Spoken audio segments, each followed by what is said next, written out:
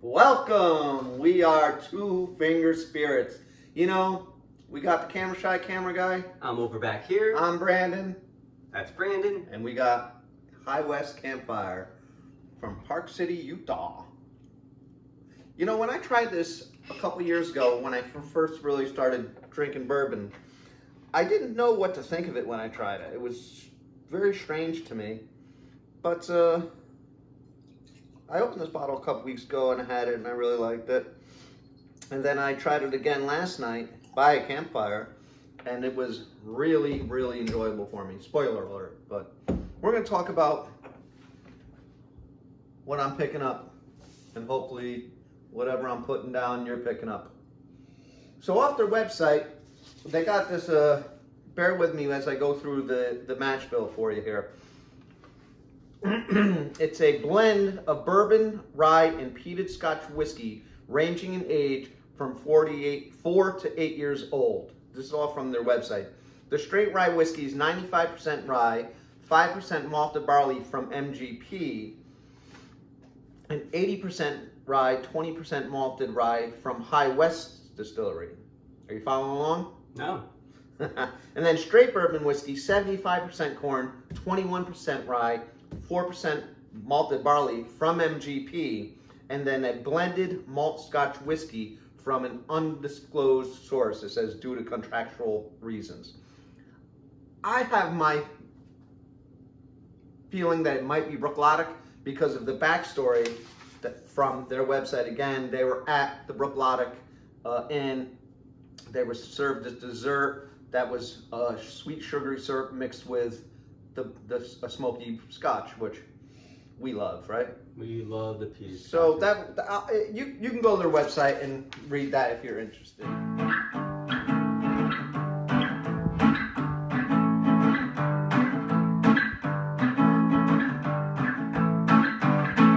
Whiskey. But that's an interesting story. So like, but it kind of makes you wonder. It's like, does it come from Brooklotic?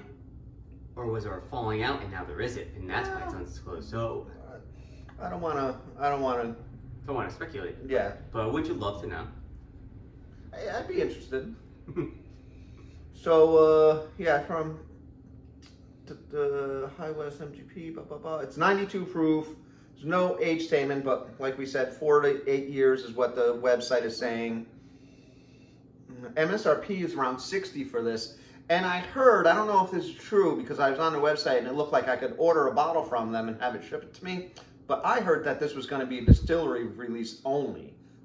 So Well, maybe you have to order it online from the distillery. Possibly, I don't know, but supposedly you're not going to be able to get it in stores for much longer. That's why I ran out and got a bottle when I heard that. That's a nice dark color. Yes, I agree. You know, for something that's 48, it's pretty good.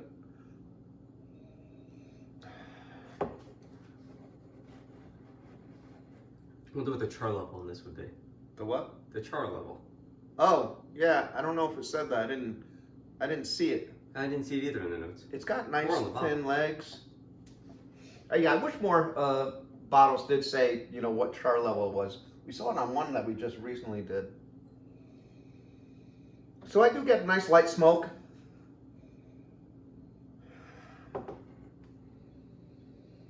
Some brown sugar. You can definitely smell like a hint of smoke. It's like not like... Right, it's not in your face, but it's a hint of smoke. And our buddy James, who doesn't love scotches, I wanted him to try this, and he did try it. And yeah, he didn't like it because of the scotch in it. So I'm getting a malted barley smell. Yeah, I'm definitely getting a little bit of the peat, but it's not in your face at all. No. And I got the barrel char too. Funny that you just asked because I do get some barrel char in the nose. Along with some like wild berries. Or maybe honeydew like too. Like a tea. Tea? What kind of tea are you getting? I want to say like a green tea. Green? Yeah. Really?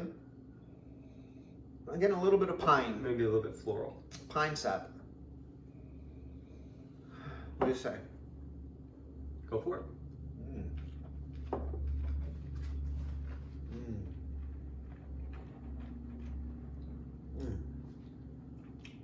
That's nice. I was just reading in Jim Murray's Whiskey Bible reviewing. This is the one from last year. It comes out every year. But he goes through how to taste stuff, and it's really interesting. Wow. And then I watched Fred Minnick's video on how to taste like a pro, and that was really interesting. And they're both a little different, so check those resources out. They're out there for you to check out. I watched the Fred Minnick one as well. Yeah, I sent that to you right now. So I definitely get, I wouldn't say a lot of Scotch taste to it, but like that, you could definitely taste like a malted barley, which is good. And you even get like the peat, but it's not too strong, which is, it's subtle, but it's there. I get orange zest. You get any orange zest? You're tasting some orange zest there? Orange zest with caramel. And I get some sort of creamy imagery in my mind when I'm like, there a creamy feel in your mouth from it? Well, it didn't feel too oily to me.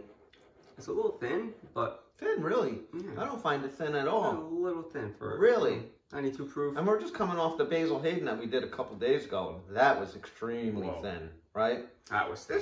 This seems all right for 92 proof. I'm not getting any creaminess about it. I also got tobacco on the palate.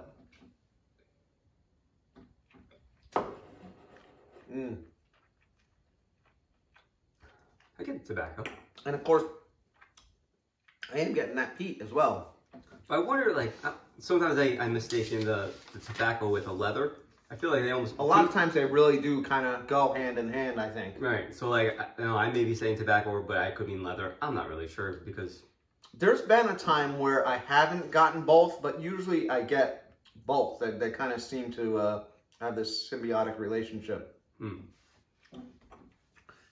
And surprisingly, for 92 proof, I think the finish does have a fairly long finish.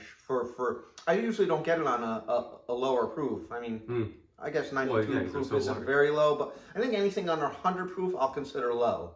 I think that's reasonable. I feel like the bottled and bond is like, that's your 100 proof. I get a little maple on the finish. I get the wood.